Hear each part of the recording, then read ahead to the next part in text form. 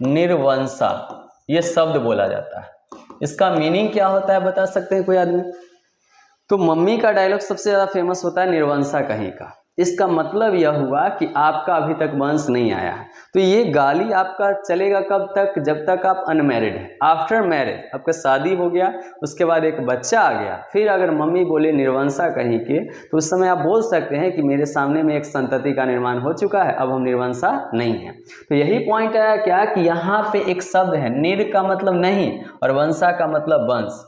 तो अगर आप रिप्रोडक्शन नहीं करेंगे तो लास्टली आपका वंश क्या हो जाएगा? खत्म हो जाएगा। तो इसका मतलब क्या हुआ कि अगर कभी भी हमसे क्वेश्चन पूछा जाए जनन क्यों जरूरी है, तो हम बोल सकते हैं अपने संतति को या अपने वंश को बचाए रखने के लिए, अपने वंश को बचाए रखने के लिए, बचाए रखने के लिए जनन जरूरी है, जरूरी है। ये आंसर हो गया, काफी आसान सा। बड़ा लेंदी आंसर नहीं लिखना है, जो समझ में आए आसानी से हमको आ जाए वो है। पूछा जाए जनन क्यों जरूरी है तो आराम से आप बोर्ड में लिख सकते हैं अपने वंश को बचाए रखने के लिए जनन जरूरी है।